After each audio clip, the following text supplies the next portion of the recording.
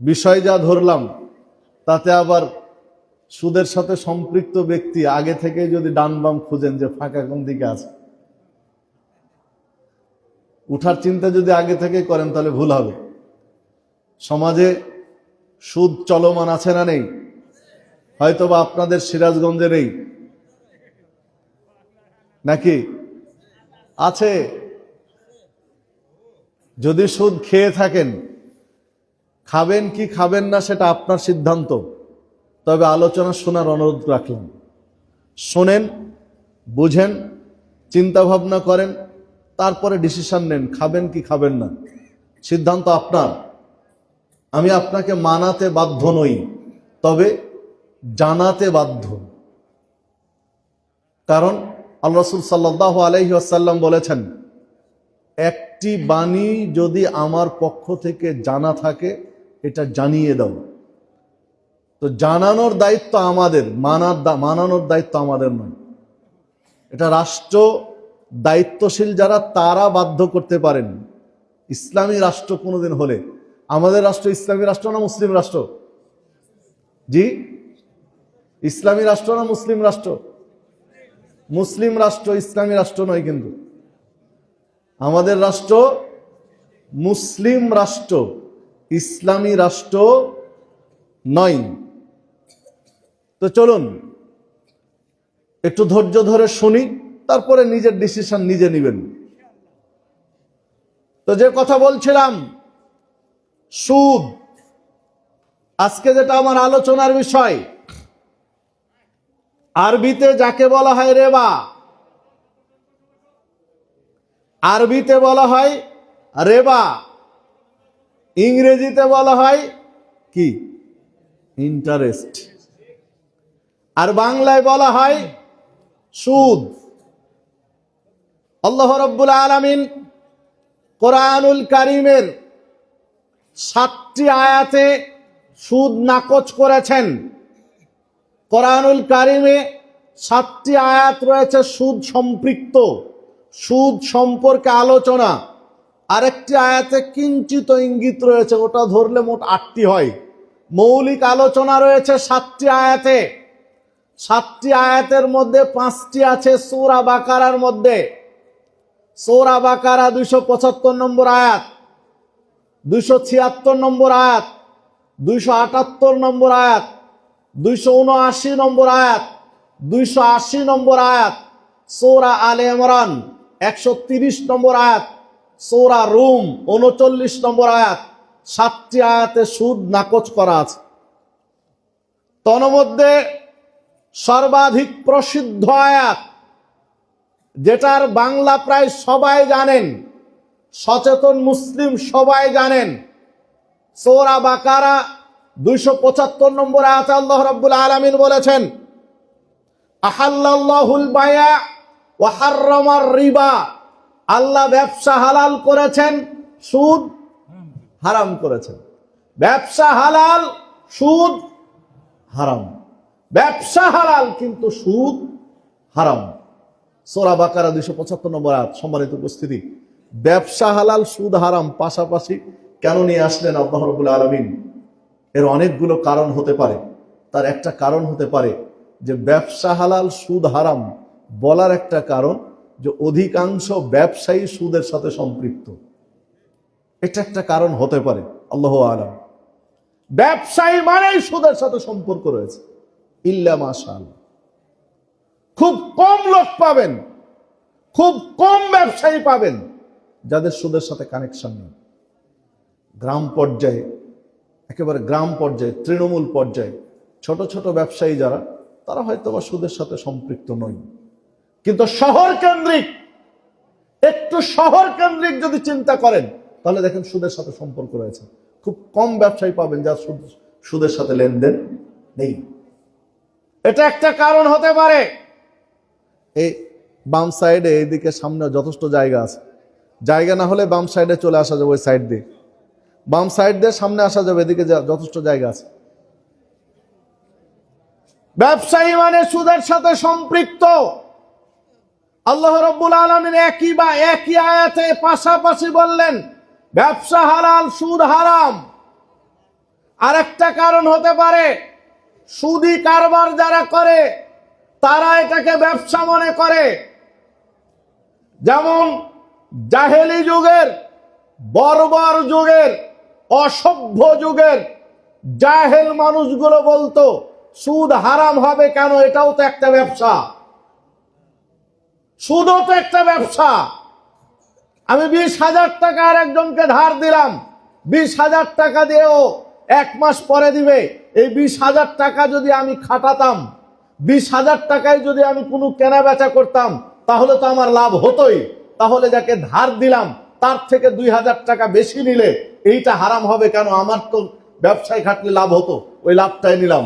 যুক্তি খাড়া করে কিনা? যুক্তি খাড়া করে, যেটাও তো এক ধরনের ব্যবসা। ব্যাংকিং ব্যবসা মনে করে কোটি কোটি টাকা সিরাজগঞ্জের এই এলাকায় আমরা ঋণ দিয়েছি কোটি কোটি টাকা। এটা যদি অন্য ব্যবসায় লাগাতাম তাহলে তো লাভ উঠে আসতো। তো এখানে দিয়েছি একটু লাভ দিয়ে, এটা কেন হারাম হবে? এটাও তো একটা ব্যবসা। ওটা পণ্য দিয়ে ব্যবসা হয়, এটা টাকা দিয়ে ব্যবসা হয়, তাহলে এটা হারাম হবে কেন? কেন এই ব্যবসাকে, সুদ ভিত্তিক লেনদেনকে, এটাকেও যেহেতু মানুষ ব্যবসা মনে করে, আল্লাহ রাব্বুল আলামিন একই সাথে বললেন ব্যবসা হালাল কিন্তু সুদ হারাম। তাহলে আপনার আমার বোঝা দরকার সুদ কাকে বলে। যেহেতু বলা হলো ব্যবসা হালাল, সুদ হারাম, তাহলে বোঝা দরকার কি বলেন তো, সুদ কাকে বলে। সবাই আমরা থাকবো তো ইনশাআল্লাহ। তাহলে একটু সুদ জিনিসটা বুঝা আপনাদেরকে একদম ঠান্ডা মাথায় বুঝবেন। কেউ উঠবো না ইনশাআল্লাহ। 1 ঘন্টার মধ্যে ছেড়ে দেবো। কষ্ট হবে কি? 1 ঘন্টার ভিতরে ছেড়ে দেবো ইনশাআল্লাহ। 1 ঘন্টার পার করবো না, এখন থেকে 1 ঘন্টার ভিতরে শেষ ইনশাআল্লাহ। তাহলে সুদ কাকে বলে, সুদটা একটু বুঝেন। সম্মানিত উপস্থিতি, সুদ কাকে বলে বুঝেন, আপনি ডিসিশন নেবেন যে কোনটা সুদ কোনটা সুদ নয়। সম্মানিত উপস্থিতি, সুদ অনেকে অনেক রকম সংজ্ঞা দিবে। আমি একরকম দেবো, উনি একরকম দিলেন, উনি আর এক রকম বুঝালেন, আরেকজন আলেম এসে আর এক রকম বুঝালেন। যারা রাষ্ট্রবিজ্ঞানী তারা একরকম বুঝ দিল, সমাজ বিশ্লেষক তারা একরকম বুঝ দিল, এক একজন এক এক রকম বুঝ দিল। এখন আপনি প্যাঁচের মধ্যে পড়ে গেলেন, কোনটা নেবেন? হতে পারে না? আপনি কোনটা নেবেন? সবার সংজ্ঞা বাদ দেন, এইরকম কারো কাছ থেকে নিব না, এমন একজন ব্যক্তির কাছ থেকে সুদের বিশ্লেষণ নিব যার বিশ্লেষণের উপরে আর কারো কথা থাকে না। তাহলে আমরা ব্যাখ্যা কার কাছ থেকে নেব? নবী মুহাম্মদুর রাসূলুল্লাহ সাল্লাল্লাহু আলাইহি ওয়াসাল্লাম। কেননা তিনি আপনার আমার জন্য আদর্শ, আইডল, মডেল তিনি আপনার আমার জন্য। আল্লাহ রাব্বুল আলামিন কোরআনুল কারীমের সূরা হাজাব 21 নম্বর আয়াতে বলেছেন, লাকাদ কানা লাকুম ফি রাসূলিল্লাহি উসওয়াতুন হাসানা, তোমাদের জন্য উসওয়ায়ে হাসানা, তোমাদের জন্য মডেল, তোমাদের জন্য আইডল, তোমাদের জন্য আদর্শ হচ্ছে নবী মুহাম্মদ সাল্লাল্লাহু আলাইহি সাল্লাম। নবী মুহাম্মদ সাল্লাল্লাহু আলাইহি সাল্লাম আপনার আমার জন্য মডেল। তাকে গ্রহণ করতে হবে, তাকে মেনে নিতে হবে। তার জীবন আদর্শ মেনে যদি জীবন যাপন করতে পারি তাহলে জীবন বদলিয়ে যাবে। যুব সমাজ নিয়ে আলোচনা করে গেল স্নেহেশপদ আব্দুল্লাহ রাসেল, তাই না? যুব সমাজ নিয়ে তো কথা বলে গেল। যুব সমাজ, তুমি কাকে আইডল হিসেবে মনে করো? কাকে ফলো করো? ফলো করো নবী মুহাম্মদ সাল্লাল্লাহু আলাইহি ওয়াসাল্লামকে, তোমার জীবন পরিবর্তন হয়ে যাবে। জীবন পরিবর্তন হয়ে যাবে যদি নবী মুহাম্মদ সাল্লাল্লাহু আলাইহি ওয়াসাল্লামকে ফলো করো। কেন পরিবর্তন হবে? নবী মুহাম্মদ সাল্লাল্লাহু আলাইহি ওয়াসাল্লাম এমন একজন ব্যক্তি, 23 বছর ছিলেন পৃথিবীতে নবুয়ত পাওয়ার পরে। 23 বছরে একটা মিথ্যা কথা বলেছেন তার কোনো প্রমাণ নেই। 23 বছরে একটি মিথ্যা কথা বলেছেন তার কোনো প্রমাণ নেই। আশ্চর্য, আরো আশ্চর্য হয়, আশ্চর্য লাগে, নবুয়ত পাওয়ার আগে, জন্মের পরে, নবুয়ত পাওয়ার আগ পর্যন্ত যে 40 বছর, এই 40 বছরে তিনি মিথ্যার আশ্রয় নিয়েছেন তারও কোনো প্রমাণ নেই। কোন ইতিহাস, ঐতিহাসিক, মুসলিম ঐতিহাসিক হোক চাই অমুসলিম ঐতিহাসিক প্রমাণ করতে পারেনি এখন পর্যন্ত। তিনি তার নবুয়তি জীবনে অথবা নবী হওয়ার আগে কোন নারীকে তুচ্ছ তাচ্ছিল্য করেছেন, সম্ভ্রমহানি করেছেন, তার কোনো প্রমাণ নেই। যে জাহিলি যুগের মানুষ মদ আর নারী নিয়ে ব্যস্ত থাকতো, মদ আর নারীর নেশায় ডুবে থাকতো, সেই জাহিলি যুগেই 40 বছর সময় পার করেছেন, কোন নারীর দিকে লোলুপ দৃষ্টি দিয়েছেন তারও কোনো প্রমাণ নেই। সম্মানিত উপস্থিতি, যুব সমাজের জন্য বলছি, তার 23 বছরের জীবনে তিনি অন্যায়ভাবে কারো গায়ে হাত তুলেছেন, তার কোনো প্রমাণ নেই। তুমি কাকে ফলো করবা? অমুক তমুককে, যার চরিত্রে কত ধরনের সমস্যা তার হিসাব নেই। তুমি ফলো করো নবী মুহাম্মদ সাল্লাল্লাহু আলাইহি ওয়াসাল্লামকে, জীবন পরিবর্তন হয়ে যাবে। এ পর্যন্ত যারাই নবী মুহাম্মদ সাল্লাল্লাহু আলাইহি ওয়াসাল্লামকে আদর্শ হিসেবে গ্রহণ করেছে, তার জীবন ইতিহাস চেঞ্জ হয়ে গেছে, পরিবর্তন হয়ে গেছে, জীবন পরিবর্তন হয়ে গেছে। রাসূলুল্লাহ সাল্লাল্লাহু আলাইহি ওয়াসাল্লাম আপনার আমার জন্য জীবন আদর্শ। আল্লাহ রাব্বুল আলামিন বলেন সূরা আহজাবের 21 নম্বর আয়াতে, তা আমরা তার কাছ থেকে সুদের সংজ্ঞা নেব, তাহলে আর ভুল হওয়ার সম্ভাবনা থাকে না। চলুন, রাসূলুল্লাহ সাল্লাল্লাহু আলাইহি ওয়াসাল্লাম একদা তার সামনে বেলাল রাদিয়াল্লাহু আনহু কিছু খেজুর নিয়ে আসলেন। খেজুরটার নাম হচ্ছে বার্মি খেজুর। হাদিসে দুইটা শব্দ এসেছে, বার্মি কিংবা বার্নি, দুইটার যে কোনো একটা হতে পারে। বার্মি খেজুর নিয়ে এসেছেন, উন্নত মানের খেজুর, বিদেশি খেজুর, যেটা সাধারণত মদিনায় পাওয়া যায় না। মদিনার খেজুর গাছে এই খেজুর হয় না। এই রকম উন্নত মানের খেজুর আল্লাহ রাসূল সাল্লাল্লাহু আলাইহি ওয়াসাল্লামের কাছে নিয়ে আসলেন বেলাল রাদিয়াল্লাহু আনহু। আল্লাহ রাসূল সাল্লাল্লাহু আলাইহি ওয়াসাল্লাম খেজুর দেখেই বললেন, বেলাল তুমি এই খেজুর পেলে কোথায়? এই খেজুর কোথায় পেলে? এটা তো মদিনার খেজুর না, মদিনায় তো এই মানের খেজুর হয় না, তুমি কোত্থেকে নিয়ে আসলে? বেলাল রাদিয়াল্লাহু আনহু বলেন, রাসূলুল্লাহ সাল্লাল্লাহু আলাইহি ওয়াসাল্লাম, আমি আমার মদিনার খেজুর, আমার বাগানের খেজুর আমি নিয়ে বাজারে গিয়েছিলাম। বাজারে গিয়ে দেখলাম এই উন্নত মানের বাহিরের খেজুর, বিদেশি খেজুর। আমি মনে করলাম যে ভালো খেজুরটা খাবো, ভালো খেজুর নেব, এই জন্য মদিনার 2 সা খেজুর দিয়ে 1 সা খেজুর বদলিয়ে নিয়েছি। মদিনার 2 সা খেজুর দিয়ে বাহিরের 1 সা খেজুর নিয়েছি বদল করে। সা বুঝিত নাকি? 1 সা কি দিতে হয়? ফিতরা দিতে হয়।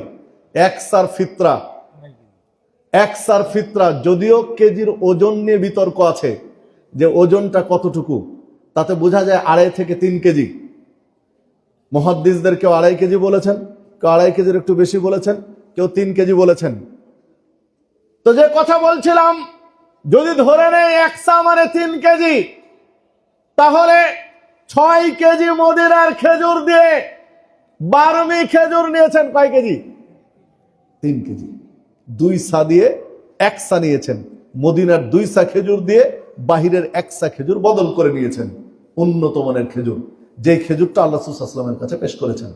রাসূলুল্লাহ সাল্লাল্লাহু আলাইহি ওয়াসাল্লাম এই কথা শোনার পরে বললেন, আল্লাহ, সর্বনাশ, কি করেছো তুমি? আইনুর রিবা, এটা তো চাক্ষুষ সুদ।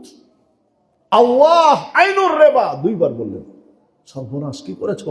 এটা তো স্পষ্ট সুদ, এটা তো স্পষ্ট সুদ। তুমি যদি ভালো খেজুর নিতেই চাইতে, তাহলে তোমার খেজুর বিক্রি করে দিতে, বিক্রি করে এই টাকা দিয়ে বাহিরের খেজুর কিনে নিতে, তাহলে ঠিক ছিল। সহিহ বুখারী 2312 নম্বর হাদিস। হাদিস সহিহ বুখারীর সুদ ঢুকানোর কোনো সুযোগ নেই। সম্মানিত উপস্থিতি, যে কথা বলছিলাম, এই হাদিস স্পষ্টই বোঝা যায় একই জিনিস যদি লেনদেন করতে হয় তাহলে সমান সমান হতে হবে। হাদিসে 2টা শব্দ এসেছে, মিসলান বে মিসলিন, ইয়াদান বে ইয়াদিন। হাতে হাতে হবে মানে নগদে নগদে এবং সমান সমান। নগদে নগদে আর সমান সমান, তাহলে জায়েজ। কিন্তু কম বেশি যদি হয় তাহলে সুদ। লেনদেন হবে বাকিতে আর কম বেশি হবে লেনদেনে, তখন হবে কি? সুদ। সম্মানিত উপস্থিতি, এই হাদিস স্পষ্টই প্রমাণ করে একই জিনিস লেনদেনে কম বেশি হলে কি হবে? সুদ হবে। আমি বোঝাতে পারলাম কিনা জানি না।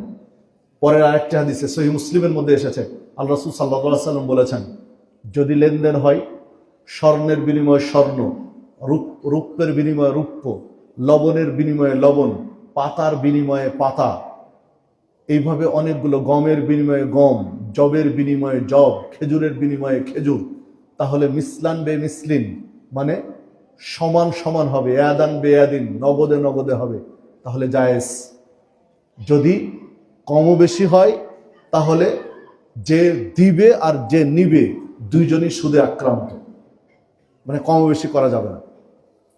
চাল দিয়ে যদি চাল বদল করতে হয়, চাউল দিয়ে যদি চাউল বদল করতে হয়, সমান সমান হতে হবে, কম বেশি হলে সুদ। গম দিয়ে যদি গম বিনিময় করতে হয়, সমান সমান হতে হবে, কম বেশি হলে সুদ। লবণের কথা বলেছেন, লবণ দিয়ে যদি লবণ বদল করতে হয়, সমান সমান হতে হবে, না হলে সুদ। সম্মানিত উপস্থিতি, কেউ বলবেন যে আমার লবণ ভালো, আমার চাউল ভালো, আর একজনের চাউল পোকা লাগা, আমার চাউল পুরাতন, তার চাউল নতুন, তাহলে কম বেশি না হলে তো দাম কম বেশি, তাহলে বিক্রি করেন, বিক্রি করে কিনেন টাকা দিয়ে, কিন্তু বদল করা যাবে না। স্পষ্টই বলি আপনাদেরকে, একেবারে পরিষ্কার কথা বলি, স্বর্ণ, পুরাতন স্বর্ণ, ব্যবহৃত স্বর্ণ জুয়েলার্সের দোকানে যান, দিয়ে নতুন স্বর্ণ কিনে, এক ভরি পুরাতন স্বর্ণ দিয়ে এক ভরি নতুন স্বর্ণ দিবে না, দিবে না। তাহলে কি এক ভরি 3 আনা দিলে আপনাকে নতুন স্বর্ণ দিবে এক ভরি, পুরনো স্বর্ণ এক ভরি 4 আনা দিলে নতুন স্বর্ণ দিবে এক ভরি। স্পষ্ট সুদ, এবং এটি হারাম। স্পষ্ট সুদ, এবং এটি হারাম, কোন সুযোগ। সম্মানিত উপস্থিতি, তাহলে কি করবেন? তাহলে বিক্রি করেন, স্পষ্ট বলেন দোকানদারকে, আমি স্বর্ণ কিনবো নতুন, আমার পুরনো স্বর্ণ বিক্রি করব, কত করে ভরি নেবেন? যেটা টাকা মিটবে। ধরেন নতুন স্বর্ণের দাম 2 লাখ টাকা, আর পুরনো স্বর্ণ বললো 1,80,000 টাকা, তো ঠিক আছে, 1,80,000 টাকা বা 1.5 লাখ টাকায় ধরেন, 1.5 লাখ টাকা পুরনো স্বর্ণ, নতুন স্বর্ণ 2 লাখ, তাহলে 1.5 লাখ টাকা ভরি অনুপাতে আপনার স্বর্ণ ওজন করে তার কাছে দেন, দিয়ে কথার কথা হলো 1,80,000, আপনি এক ভরি নেবেন, আরো 20,000 দেন, বা 1,80,000 টাকার স্বর্ণ এবার নতুন স্বর্ণ কিনেন। টাকা দিয়ে কিনবেন, কিন্তু বদল হবে না। যদি বদল হতে হয় তাহলে সমান সমান, কম বেশি হলে সুদ। দেখেন বেঁচে আছি কয়জন? সুযোগ নেই। বেঁচে আছি কয়জন? বেঁচে আছি দেখেন, খুব মুশকিল। কারণ স্বর্ণ ব্যবসায়ী যারা, জুয়েলার্সের দোকান, ম্যাক্সিমাম দোকানদার ধরা খেয়ে যাবে। ভাই টাকা দিয়ে লেনদেন করতে হবে, এর নাম ইসলাম। দেখুন রাসূলুল্লাহ সাল্লাল্লাহু আলাইহি ওয়াসাল্লামের সাহাবী উবাদা ইবনে সামিত রাদিয়াল্লাহু আনহু, মুআবিয়া রাদিয়াল্লাহু আনহুর সাথে উবাদা ইবনে সামিত, মুআবিয়া রাদিয়াল্লাহু আনহু, এই দুইজন বিশিষ্ট সাহাবী আরো অনেক সাহাবীকে উমারে ফারুক রাদিয়াল্লাহু আনহু একটা যুদ্ধে, অভিযানে পাঠিয়েছিলেন। অভিযানে পাঠালেন, অভিযান শেষ হলো, মুসলিমদের বিজয় হলো, নিরাপত্তার জন্য সেখানে তারা অবস্থান করলেন, আরো বেশ কিছুদিন অবস্থান করবেন। এই সময় তারা স্বর্ণের টুকরা, যেটা স্বর্ণের বার বলছি আমরা, স্বর্ণের বার বুঝি তো, স্বর্ণের বার মানে কাঁচা স্বর্ণ, স্বর্ণের টুকরার সাথে স্বর্ণ মুদ্রা, তখন দিনার চালু ছিল, দিরহাম চালু ছিল। দিনার হলো স্বর্ণ মুদ্রা, দিরহাম হলো রূপ্য মুদ্রা। আমাদের যেমন কয়েন আছে না, কয়েন, এই কয়েনের মতো স্বর্ণ মুদ্রা, এটা মুদ্রা হিসাবে, টাকা হিসাবে চলতো। তো কাঁচা স্বর্ণ, স্বর্ণের বার, স্বর্ণের টুকরা, ওটা প্রসেস করে মুদ্রা তৈরি হয়। তাহলে এটার জন্য একটা খাটনি আছে, ক্ষয় আছে, মুদ্রা তৈরি করতে। এই জন্য সেই সময় মুআবিয়া রাদিয়াল্লাহু আনহুর কাছে তৎকালীন ওই বিজিত এলাকা, যেই এলাকাটা বিজয় হয়েছে, ওই এলাকার মানুষ তারা আসলেন যে আমাদের কাছে তো স্বর্ণ মুদ্রা নেই, কাঁচা স্বর্ণ আছে, স্বর্ণের বার আছে, স্বর্ণের টুকরা আছে, এর বিনিময়ে আমরা স্বর্ণ মুদ্রা লেনদেন করতে চাই।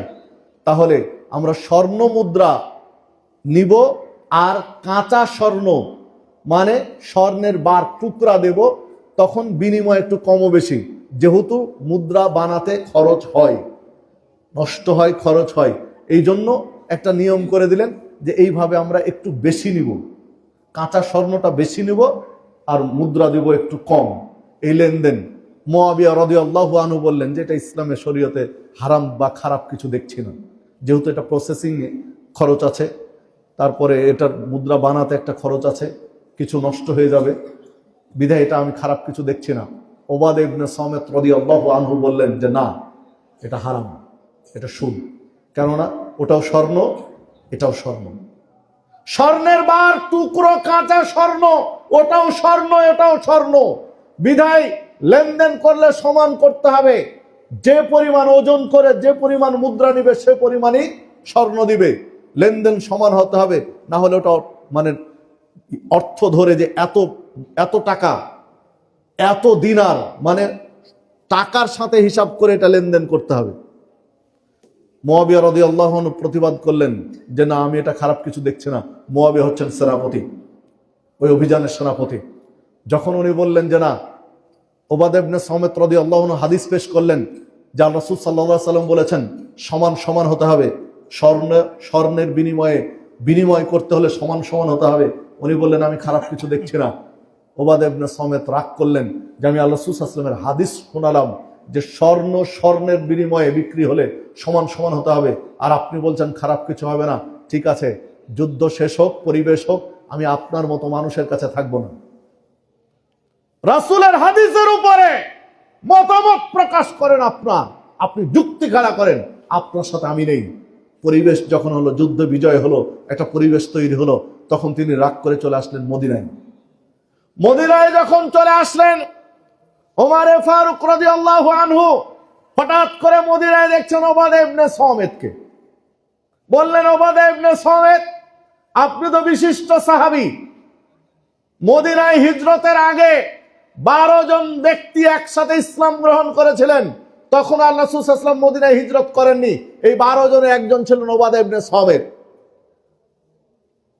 এই 12 জনের 12 জনই ছিলেন যুবক। ওবাদা ইবনে সামিত তখন যুবক, আর এই ঘটনা ঘটছে যখন ওবাদা ইবনে সামিত বৃদ্ধ।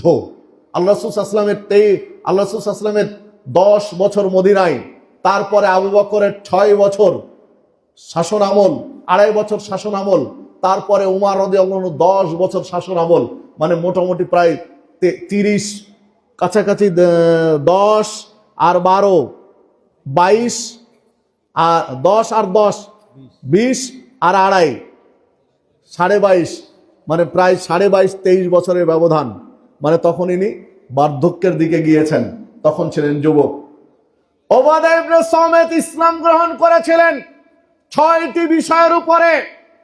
6টি বিষয়কে সামনে রেখে রাসূল সাল্লাল্লাহু আলাইহি ওয়াসাল্লামের হাতে হাত রেখে ইসলাম গ্রহণ করেছিলেন।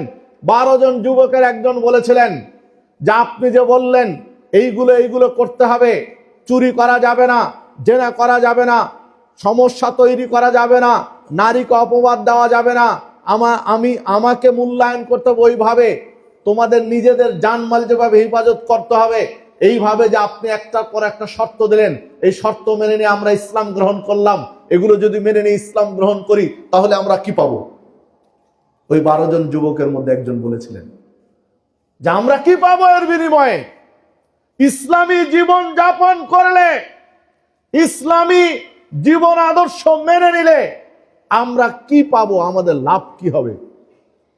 আল্লাহ রাসূল সাল্লাল্লাহু আলাইহি ওয়াসাল্লাম যুব সমাজকে সেই দিন 12 জন যুবককে বলেননি তোমাদেরকে ফুটবল খেলার মাঠ করে দেব, বলেননি তোমাদের ব্যাডমিন্টন খেলার রাত্রে র্যাকেট খেলবা এর জন্য লাইটের ব্যবস্থা করে দেব, বলেননি তোমাদেরকে ক্রিকেট খেলার জন্য এই সরঞ্জাম দিব। বললেন এক কথা, বললেন একটাই শব্দ, বললেন আল জান্নাহ, তোমরা মেনে নাও, আল্লাহর কাছ থেকে জান্নাত নিয়ে দিব, বিনিময়ে তোমরা জান্নাত পাও। তখন 12 জন যুবক একসাথে বলে উঠেছিল, রিবহুল বাইয়্যি লা নকিল ওয়ালা মুস্তাকিম, আপনার সাথে যে চুক্তি করলাম, এই চুক্তি, এই 6টা জিনিস মেনে চললে আপনি আমাদেরকে জান্নাতে নিয়ে যাবেন। এই চুক্তি কোনোদিন ভাঙবো না, ভাঙার আবেদনও করবো না। যতই ঝড় ঝাপটা যাই আসুক না কেন, যত বিপদে আমাদের উপরে আসুক, কোনোদিন ভাঙবো না, ভাঙার আবেদনও করবো না, বিনিময়ে আপনি জান্নাত নিয়ে দেবেন।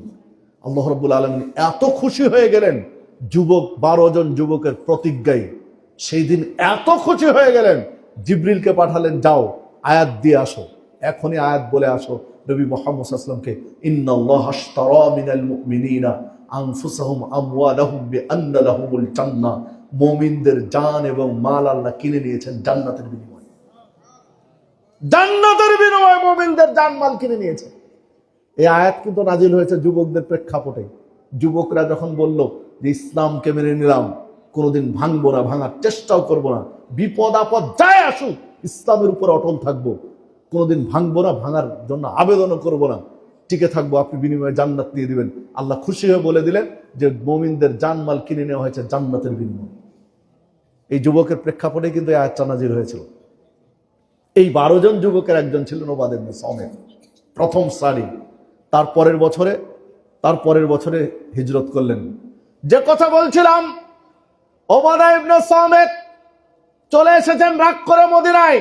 ওমর ফারুক রাদিয়াল্লাহু আনহু উবাদা ইবনে সামিতকে দেখে বলছেন, আপনি মদিনায় কেন? আপনাকে তো অমুক যুদ্ধে পাঠানো হয়েছে, অমুক অভিযানে পাঠানো হয়েছে, আপনি মদিনায় কেন? তখন উবাদা ইবনে সামিত পুরো ঘটনা বললেন, এই ঘটনা, আমি রাগ করে চলে এসেছি। ঘটনা কিসের বলেন তো, ভুলে গেছেন নাকি? স্বর্ণ বিনিময়, কাঁচা স্বর্ণের সাথে মুদ্রা কম বেশি, স্বর্ণ দিয়ে বিনিময় হয়েছে কম বেশিতে, এই রাগ করে চলে এসেছেন। ওমর ফারুক রাদিয়াল্লাহু আনহু উবাদা ইবনে সামিতকে বুঝালেন, দেখুন আপনার মতো বয়োজ্যেষ্ঠ সাহাবী, আপনার মতো মুরব্বী সাহাবী, পরহেজগার সাহাবী যদি কোনো অঞ্চল থেকে রাগ করে চলে আসে, তাহলে ভয় করি যে না জানি ওই অঞ্চলে আল্লাহর গজব নাজিল হতে পারে। বড় ভয় হয় আমার বড় ভয় লাগে যে হয়তো ওখানে আল্লাহর গজব নাজিল হবে। খবরদার আপনি রাগ করবেন না। ও বুঝতে পারেনি, কে? মুআবিয়া রাদিয়াল্লাহু আনহু। উনি বুঝতে পারেননি যে আপনার কার সাথে বেঁধে গেছে সমস্যা, বুঝতে পারেন, আপনাকে সে মূল্যায়ন করতে পারেনি। আপনি রাগ করেন না, আপনি ওখানে যান, আমি ব্যবস্থা করছি। উবাদা ইবনে সামিতের এই ঘটনা শোনার পর একটা পত্র লিখলেন মুআবিয়া রাদিয়াল্লাহু আনহুকে, যে অঞ্চলে উবাদা ইবনে সামিতের মতো সাহাবী রাগ করে চলে যাবে, ওই অঞ্চলে আল্লাহর গজব আসতে দেরি হবে না, খবরদার তুমি তার সাথে লাগবে না। উনি যেটা মাসালা বলেছেন সেটাই ঠিক। 3টা শর্ত দিয়েছিলেন, আমি ওইদিকে যাচ্ছি না, আমার বিষয়ের সাথে সম্পৃক্ত যেটা ওটাই বলছেন। উনি যেটা মাসালা দিয়েছেন সেটাই ঠিক, ওনার মাসালাই কার্যকর হবে, আপনার মাসালা চলবে না, আপনার মাসালাই ভুল। লিখে পাঠিয়ে দিলেন যেটা ওনাকে দিয়ে। সম্মানিত উপস্থিতি, যে কথা বলছিলাম যে দেখুন, স্বর্ণ দিয়ে যদি স্বর্ণ বিনিময় করতে হয়, এটা সমান হতে হবে, কম বেশি করা যাবে না।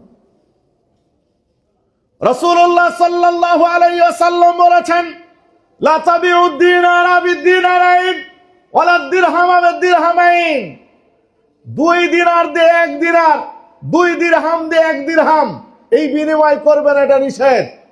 হাদিস সহিহ মুসলিমের মধ্যে রয়েছে, 4142 নম্বর হাদিস। 2 দিনার দিয়ে 1 দিনার, 2 দিরহাম দিয়ে 1 দিরহাম, মানে টাকা পয়সা। তখন তো দিনার দিরহাম চালু ছিল। সৌদি আরবে তৎকালীন লেনদেনের মুদ্রা, বিনিময়ের মুদ্রা হচ্ছে দিনার এবং দিরহাম। দিনার হচ্ছে স্বর্ণ মুদ্রা আর দিরহাম হচ্ছে রৌপ্য মুদ্রা। মানে 2 দিনার দিয়ে 1 দিনার, 2 দিরহাম দিয়ে 1 দিরহাম, মানে লেনদেন করবে, এইটাতে দিনার কম বেশি করবে, যা দিবে তার চেয়ে বেশি নিবে, বা যা নিবে তার চেয়ে বেশি দিবে। এই যদি এই লেনদেন হয় তাহলে এটা চলবে না, এটা হারাম। হাদিস সহিহ মুসলিমের। এর আলোকে এবার বলেন, ব্যাংক থেকে লোন নিলেন 1 লক্ষ টাকা, 1 লক্ষ টাকা জানুয়ারি মাসে লোন নিলেন।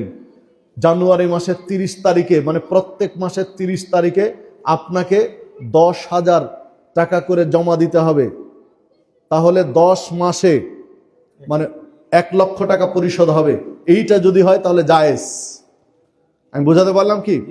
1 লক্ষ টাকা ঋণ নিয়েছেন জানুয়ারি মাসের 1 তারিখে, 10 মাসে 10,000 করে 1 লক্ষ টাকা পরিশোধ করতে হবে, জায়েজ।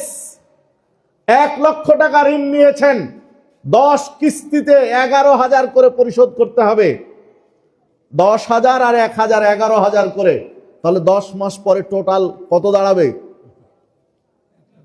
1,10,000। পাক্কা সুদ, এর চেয়ে স্পষ্ট সুদ আর হতে পারে না। ঠিক আছে, 10 মাসে 10,100 করে পরিশোধ করতে হবে ব্যাংকে। 1 লক্ষ টাকা ঋণ নিয়েছেন, 10 মাসে পরিশোধ করতে হবে 10,100 করে, তাহলে টোটাল কত দাঁড়াবে? 1,01,000। 1,01,000। তাহলে কি হবে? এটা সুদ। এটা কি? সুদ। বুঝাতে পারলাম কি? ব্যাংকিং লেনদেন, ব্যাংকিং লেনদেন যে সিস্টেমে চলছে, ব্যাংকিং লেনদেন বলেন বা বিভিন্ন এনজিওর লেনদেন বলেন বা এই যে গ্রামীণ পর্যায়ে যে লেনদেনগুলো রয়েছে, এখন তো সুদের মধ্যে এসেছে কি? সমিতি। ঘরে ঘরে সমিতি, পাড়ায় পাড়ায় সমিতি। আগে শুধু ছেলেরা করতে, এখন মেয়েদেরও নানান সমিতি আছে। 500 টাকা 500 টাকা করে 20 জন সদস্য 500 টাকা মাসে তুলে, তাহলে মাসে 500 টাকা করে 20 জন তুললে কয় হাজার টাকা হয়? 10,000 টাকা হয়। এই 10,000 টাকা একজনকে ধার দিয়ে দিচ্ছে, 10,000 টাকা ধার দিচ্ছে যে মাসে 1,050 টাকা করে পরিশোধ করবে 10 মাসে। তাহলে 10 মাসে হবে 10,000 কত? 500 টাকা, বা 1,1100 টাকা করে মাসে পরিশোধ করবে, তাহলে 10 মাস পরে হবে 11,000 টাকা। এই সিস্টেম চলছে বিভিন্ন জায়গায়। এগুলো হারাম এবং পাক্কা সুদ, কোনো সন্দেহ নেই, স্পষ্ট সুদ।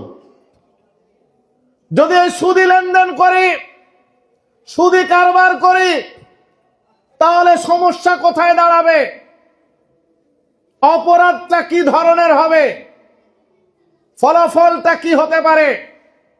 চলুন, রাসূলুল্লাহ সাল্লাল্লাহু আলাইহি ওয়াসাল্লাম বলেছেন, আব্দুল্লাহ ইবনে হানজালা রাদিয়াল্লাহু আনহু হাদিস বর্ণনা করেছেন, রাসূলুল্লাহ সাল্লাল্লাহু আলাইহি ওয়াসাল্লাম বলেছেন, দিরহাম রিবা ইয়াকুলুহু আর-রাজুলু ওয়া হুয়া ইয়ালাম আশাদ্দু মিন 36 জানিয়া। কোন ব্যক্তি যদি 1 দিরহাম সুদ খায়, কয় দিরহাম? 1 দিরহাম, মানে সৌদি আরবে তৎকালীন সময়ের 1 টাকা। 1 টাকা সুদ খায়। কেউ যদি 1 দিরহাম সুদ খায়, ওয়া হুয়া দিরহাম রিবান ইয়াকুলুহু ওয়া হুয়া ইয়ালাম, এবং সে জানে যে এটা সুদি কারবার থেকে এসেছে, সুদি লেনদেন থেকে এসেছে, সুদি লেনদেন কারবার করে এটা বেড়েছে, জেনে শুনে যদি 1 দিরহাম সুদ খায়, আসাদ্দু মিন 36 জানিয়া, 36 বার ব্যভিচার করলে যা পাপ হবে, 36 বার ব্যভিচার করলে, 36টা নারীর সাথে জেনা করলে, 36 বার জেনা করলে যে পাপ হবে, 1 দিরহাম সুদ খেলে তার চেয়ে বেশি পাপ হবে। 36 বার ব্যভিচারের চেয়ে খারাপ কাজ হলো 1 টাকা সুদ খাওয়া। 36টা নারীর সম্ভ্রম নষ্ট করার চেয়ে জঘন্য পাপ হলো 1 টাকা সুদ খাওয়া, 1 দিরহাম সুদ খাওয়া। এটা আমার কথা নয়, এটা নবী মুহাম্মদ সাল্লাল্লাহু আলাইহি ওয়াসাল্লামের কথা। খোলেন মুসনাদ আহমদের 22,007 নম্বর হাদিস, মুসনাদ আহমদের 22,008 নম্বর হাদিস, সিলসিলা সহিহার 1033 নম্বর হাদিস, মিশকাতের মধ্যে পাবেন 2825 নম্বর হাদিস। শেখ আলবানী হাদিসকে বলেছেন গ্রহণযোগ্য। عن أبي هريرة رضي الله عنه قال قال رسول الله صلى الله عليه وسلم, আবু হুরায়রা রাদিয়াল্লাহু আনহু বলেন, রাসূলুল্লাহ সাল্লাল্লাহু আলাইহি ওয়াসাল্লাম বলেছেন, আর-রিবা 70 হুবান ওয়া ফি রিওয়ায়াতিন আর-রিবা 70 জুজান। সুদ খেলে 70 প্রকার পাপ হয়, সুদখোরের 70 রকমের পাপ হয়। আইসারুহা, তার মধ্যে সবচেয়ে ছোট পাপ 70 নম্বর পাপটা হচ্ছে আইয়ান কেহার রজুল উম্মাহু, একটা লোক তার মাকে বিয়ে করলে যে পাপ হয়। সুদ খেলে 70 রকমের পাপ হবে, 70 প্রকারের পাপ হবে। সবচেয়ে ছোট পাপটা হলো, 70 নম্বর পাপটা হলো সুদখোরের মায়ের সাথে জেনা করার সমান। নাউজুবিল্লাহ। খোলেন, ইবনু মাজার মধ্যে পাবেন 2274 নম্বর হাদিস, মুস্তাদরাক হাকিমের মধ্যে পাবেন 2259 নম্বর হাদিস, মিশকাতের মধ্যে পাবেন 2826 নম্বর হাদিস, হাদিস গ্রহণীয় পর্যায়ে। সবচেয়ে ছোট পাপ মায়ের সাথে জেনা করার সমান। 1 নম্বর পাপ কত বড় হতে পারে? কেউ যদি আমাকে উল্টা প্রশ্ন করেন যে তাহলে সুদখোরের 1 নম্বর পাপটা কত বড় হবে, আমি বলতে পারবো না। কারণ আল্লাহ রাসূল সাল্লাল্লাহু আলাইহি ওয়াসাল্লাম বলেননি, তিনি বলেননি, আমি কোত্থেকে বলবো আপনাকে? এখন আমি যদি বলি তাহলে মন গড়া কথা বলতে হবে। এখন যদি আমি বলি যে 1 নম্বর পাপটা এইরকম হবে, তাহলে আমার মন গড়া বা কোনো ব্যক্তির কি বলবো এটাকে কেয়াস করা কথা বলতে হবে। আমি বলতে পারবো না 1 নম্বর কত বড় পাপ। আল্লাহ রাসূল সাল্লাল্লাহু আলাইহি ওয়াসাল্লাম বলেছেন, ওই কথাটাই বললাম যে সবচেয়ে ছোট পাপটা হবে মায়ের সাথে জেনা করার সময়। একটা ছোট্ট জিনিস আপনাদেরকে বুঝাই, যারা মাদ্রাসার ছাত্র শিক্ষক বা আরবির সাথে কিছুটা বুঝ আছে আরবি, তাদের জন্য বোঝা সহজ। আপনারা খেয়াল করলে আপনারা সবাই বুঝতে পারবেন। আরবিতে কাল 3 প্রকার, একটু খেয়াল করবেন। মাদি, মুস্তাকবাল, হাল। অতীত, বর্তমান, ভবিষ্যৎ। আরবিতে 3 প্রকার কাল: অতীতকাল, বর্তমানকাল, ভবিষ্যৎকাল। তো আরবির গ্রামারের কিছু টার্ম আছে। যদি মাদি অতীতকাল থেকে একটা শব্দ ব্যবহার হয়, তাহলে শুধু অতীতকালেরই অর্থ দেয়। অতীতকালীন কোনো শব্দ ব্যবহার হলে অতীতকালেরই অর্থ দিবে, কিন্তু ওই শব্দটাই ওই মূল ধাতু থেকেই যদি মোদারে থেকে ব্যবহার হয় শব্দটা, তাহলে 2 কালের অর্থ দিবে, বর্তমান আর ভবিষ্যৎ। একই সাথে 2টা কাল পাওয়া যাবে এক শব্দের মধ্যেই। এটা আরবির গ্রামারের কথা বলছি। তো আমি গ্রামার কেন তুলতে গেলাম? একটা শব্দ বোঝানোর জন্য, সুদের পাপটা বোঝানোর জন্য আমি আপনাকে ছোট্ট একটা গ্রামারের বিশ্লেষণ করছি। তো মোদারে থেকে যখন একটা শব্দ ব্যবহার হবে, তখন একসাথে 2 কাল পাওয়া যাবে, বর্তমান কাল আর ভবিষ্যৎ কাল। তো আইয়ান কেহার রজুল উম্মাহু, যদি সুদ খায় একজন ব্যক্তি, 70 প্রকারের পাপ হবে। আইসারুহা, সবচেয়ে ছোট পাপটা হচ্ছে আইয়ান কেহার রজুল উম্মাহু, যে একটা লোক তার মায়ের সাথে জেনায় লিপ্ত হবে। তো এইখানে মোজারের শব্দ ব্যবহার হয়েছে, এন কেহা, মোজারের শব্দ ব্যবহার হয়েছে। মানে এবার তাহলে শব্দটার অর্থ কি হতে পারে? মানে সুদ যত মানুষ খান, মাইকের আওয়াজ যত দূরে যাচ্ছে, ছেলেরা মেয়েরা সবাই মনে রেখে দিন, মাইকের আওয়াজ যত দূরে যাচ্ছে, সুদ যারা খায় তাদের পাপের কোয়ালিটিটা হলো, এই আরবি শব্দের বিশ্লেষণ অনুযায়ী তাদের পাপের স্তরটা হলো, যারা সুদখোর, প্রত্যেকটা সুদখোর এখন মায়ের সাথে জেনায় লিপ্ত আছে। বর্তমান কালের অর্থ তুলেন, বর্তমান কাল তুলেন, যে তারা এখন মায়ের সাথে জেনা চলছে। প্রত্যেকটা সুদখোরের পাপের কোয়ালিটি হলো, তারা যেন এখন মায়ের সাথে জেনা করছে, চলমান আছে। আর এই জেনা চলমান ভবিষ্যতেও থাকবে যতদিন সুদ ছাড়বে না। তাহলে 2 কাল উঠে, চলছে এবং চলবে। 2 কাল একসাথে উঠে, বর্তমান আর ভবিষ্যৎ, 2 কালের অর্থ একসাথে তুলেন। তারা মায়ের সাথে জেনা করছে এবং করবে, চলছে এবং চলবে পাপ। মানে মায়ের সাথে জেনা চলছে তাদের এখন, যতদিন সুদ চলমান আছে মায়ের সাথে জেনা চলছে, যতদিন চলমান থাকবে মায়ের সাথে জেনা চলবে। বুঝি না সুদ কি জিনিস। সুদ খাওয়াকে পাপ মনে করি না, খুব মজা করে খাচ্ছি। প্রকারান্তর মায়ের সাথে আপনার জেনা চলছে। সুদ, প্রত্যেকটা সুদখোরের পাপের কোয়ালিটি হলো, তারা যেন মায়ের সাথে এখন জেনায় লিপ্ত আছে। দেখুন সুদ কত জঘন্য অপরাধ। আল্লাহ রাসূল সাল্লাল্লাহু আলাইহি ওয়াসাল্লাম অন্যান্য কোনো পাপের ক্ষেত্রে এত নিম্নমানের উদাহরণ দেননি। মায়ের সাথে জেনা করার মতো এরকম নিম্নমানের উদাহরণ দেননি যেটা সুদের ক্ষেত্রে দিয়েছেন। এত শক্ত কথা কেন বলেছেন? শক্ত কথা কখন বলতে হয়? যেই জিনিসটা করার ভয় থাকে, যেই জিনিসটা নিষেধ করছি আবার করতে পারে এই ভয় থাকে, ওটাই শক্ত করে নিষেধ করতে হয়। তাই নয় কি সমাজে? আল্লাহ রাসূল সাল্লাল্লাহু আলাইহি ওয়াসাল্লাম এটা আশঙ্কা করছিলেন, সাহাবীদের এটা বেশি ভয় করছিলেন, এই জন্য এত শক্ত কথা বলেছেন। দেখেন ঘুরে মুসলিমরা ওই পাপেই জড়িয়ে পড়েছে। এত শক্ত কথা বলার পরে আপনার আমার কলিজাটা একেবারে পচে গেছে, কলিটা একেবারে পচে গেছে, দুর্গন্ধ ছড়িয়ে গেছে। না হলে এই হাদিসগুলো সব চলমান থাকতে একজন মুসলিম সুদ খায় কি করে, সুদখোর হতে পারে কি করে?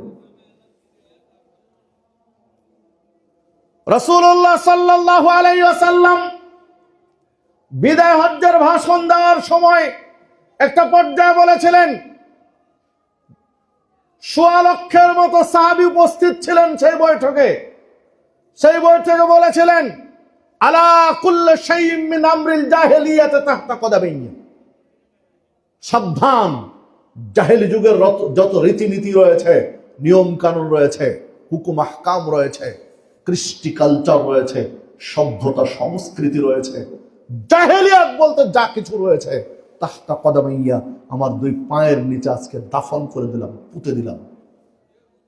আল্লাহ রাসূল সাল্লাল্লাহু আলাইহি ওয়াসাল্লাম বললেন, জাহেলিয়াতের সকল রীতিনীতি,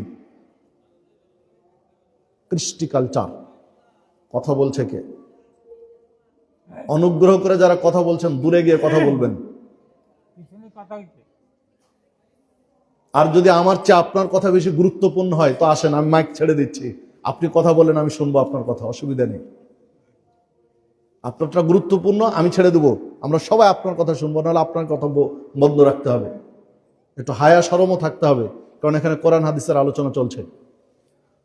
যে কথা বলছিলাম, রাসূলুল্লাহ সাল্লাল্লাহু আলাইহি ওয়াসাল্লাম ১৬ লক্ষের মতো সাহাবীর সামনে স্পষ্ট করে বললেন, আলা কুল্লি শাইইন মিন আমরিল জাহিলিয়াতি তাহতা কদামাইয়া, সাবধান, জাহেলিয়াতের সকল নিয়ম কারণ, জাহেলিয়াতের সকল কর্মকাণ্ড আমি দুই পায়ের নিচে তাহতা কদামাইয়া, আমার দুই পায়ের নিচে পুঁতে দিলাম, দাফন করে দিলাম, কবর দিয়ে দিলাম। অরেবাল জাহেলিয়াতে মাউদুউন, তোর মধ্যে জাহেলিয়াতের সুদ প্রথাও আমি পায়ের নিচে কবর দিয়ে দিলাম, দাফন করে দিলাম। মানে সুদ প্রথা, সুদি লেনদেন হচ্ছে জাহেলি লেনদেন, জাহেলি অর্থনীতি, জাহেলি কারবার, যা জাহেলিয়াতের যুগে চলমান ছিল। আল্লাহ রাসূল সাল্লাল্লাহু আলাইহি ওয়াসাল্লাম বিদায় হজ্জের দিন বললেন, আমি এই সুদ প্রথা আমার পায়ের নিচে পুঁতে দিলাম, দাফন করে দিলাম। সাহাবীরা মনে রেখে দিও, সর্বপ্রথম আমি আমার চাচা আব্বাস ইবনে আব্দুল মুত্তালিবের ছেলে আব্বাস, আমি আমার চাচা আব্বাস রাদিয়াল্লাহু আনহু তখন বেঁচে ছিলেন, আমি আমার চাচা আব্বাস ইবনে আব্দুল মুত্তালিবের যত সুদি লেনদেন আছে আমি সব মওকুফ করে দিলাম। আমি শুরু করলাম আমার চাচাকে দিয়ে, আমার পরিবার থেকে, যে আমার চাচার সমস্ত সুদ আমি মাফ করে দিলাম, কারো কোনো সুদের টাকা দেওয়া লাগবে না, স্রেফ মূল টাকা ফেরত দিবে, মূল টাকাই ফেরত দিবে, সুদের টাকা দেওয়া লাগবে না। আমি আমার চাচার মওকুফ করে দিয়ে প্রমাণ করে দিচ্ছি, এখন থেকে আর কোনো মুসলমানের বাচ্চার সুদ খেতে পারবে না। সহিহ মুসলিমের 3009 নম্বর হাদিস এটি। সম্মানিত উপস্থিতি, যেই সুদ আল্লাহ রাসূল সাল্লাল্লাহু আলাইহি ওয়াসাল্লাম পুঁতে দিয়েছেন, কবর দিয়েছেন পায়ের নিচে, সেই মুসলিম পায়ের নিচে পুঁতে দেওয়া, কবর দেওয়া সুদকে আবার টেনে তুলে নিয়ে এসে দিব্যি খাচ্ছে। এটাকে অপরাধ মনে করছে না, এটাকে অন্যায় মনে করছে না, অথচ এই জিনিস পুঁতে দিয়েছেন। সম্মানিত উপস্থিতি, এই সুদি কারবার থেকে আপনাকে আমাকে বেরিয়ে আসতে হবে। সুদি কারবার এত ছড়িয়েছে কেন সমাজে? এত ছড়ানোর পিছনে কারণ কি? সম্মানিত উপস্থিতি, এখানে ছোট্ট একটা বিষয় রয়েছে ভাবা।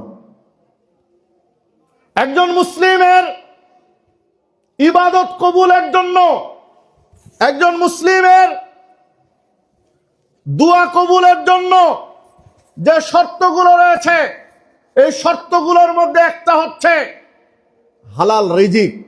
হালাল রিজিক ভক্ষণ ছাড়া ইবাদত কবুল হবে না। হালাল রিজিক ভক্ষণ ছাড়া দোয়া কবুল হবে না। আল্লাহ রাব্বুল আলামিনের নবী মুহাম্মদ সাল্লাল্লাহু আলাইহি ওয়াসাল্লাম বলেছেন, আন আবি হুরায়রা রাদিয়াল্লাহু আনহু قال, আবু হুরায়রা রাদিয়াল্লাহু আনহু বলেন, قال রাসূলুল্লাহ সাল্লাল্লাহু আলাইহি ওয়াসাল্লাম, রাসূলুল্লাহ সাল্লাল্লাহু আলাইহি ওয়াসাল্লাম বলেছেন, ইন্নাল্লাহা তাইয়্যিব লা ইয়াকবালু ইল্লা তাইয়্যিব, আল্লাহ পবিত্র, আল্লাহ পবিত্র ছাড়া অপবিত্র জিনিস কবুল করেন না। আমরা বলি কি সুবহানাল্লাহ, বলি না? সুবহানাল্লাহ, সুবহানাল্লাহ মানে কি? আল্লাহ পুত পবিত্র, আল্লাহ পুত পবিত্র। দেখেন, রুকুতে গিয়ে বলি সুবহানাল্লাহিল আযীম, সুবহান রাব্বিয়াল আলা, সুবহান রাব্বিয়াল আযীম, সুবহানাল্লাহ।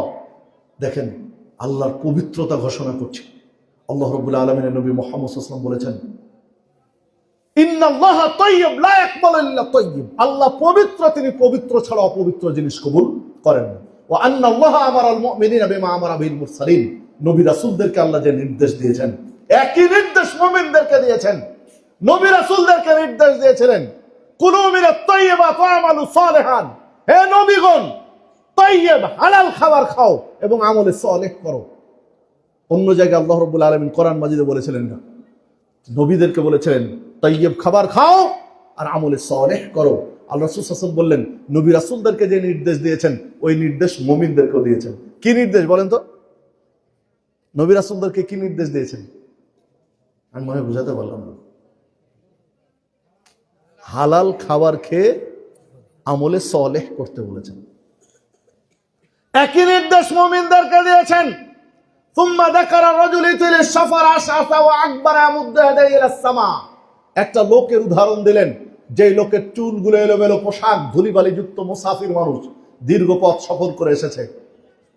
মুদ্দা ইয়াদাইহি ইলাস সামা, আসমানের দিকে হাত তুলেছে। আসমানের দিকে হাত তুলে বলছে, ইয়া রব্বি ইয়া রব্বি, হে আমার প্রভু, হে আমার প্রভু।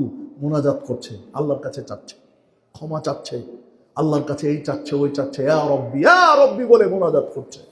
ওয়ামাতামু হারামুন, অথচ যে খাবার খেয়েছে এই খাবারটা ছিল হারাম।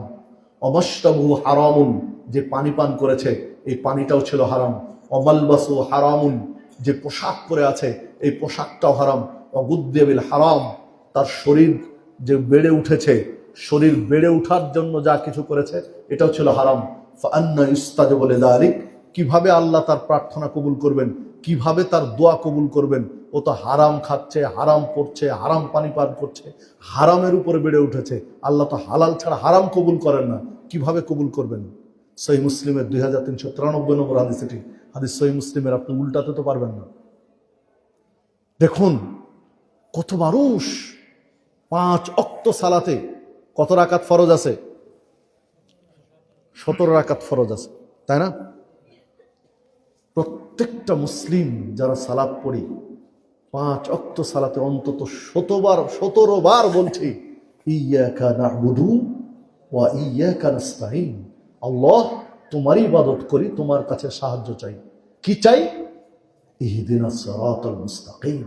আল্লাহ, তুমি সিরাতে মুস্তাকিমের উপর চলার তৌফিক দাও, সরল পথে চলার তৌফিক দাও, সরল পথ দেখাও। সরল পথ মানে জান্নাতের পথ, যে পথের শেষ ঠিকানা জান্নাত। আল্লাহ, তুমি জান্নাতের পথ দেখাও। 17 বার করে বলছি, তারপরেও পাপ ছাড়তে পারছি না। তাহলে কি বোঝা যায়? ইবাদত কবুল হচ্ছে না। ইবাদত হবে কবুল কি করে? পাক্কা সুদখোর হয়ে বসে আছে। হারামখোর না? যে হারাম খায় সে তো হারামখোর।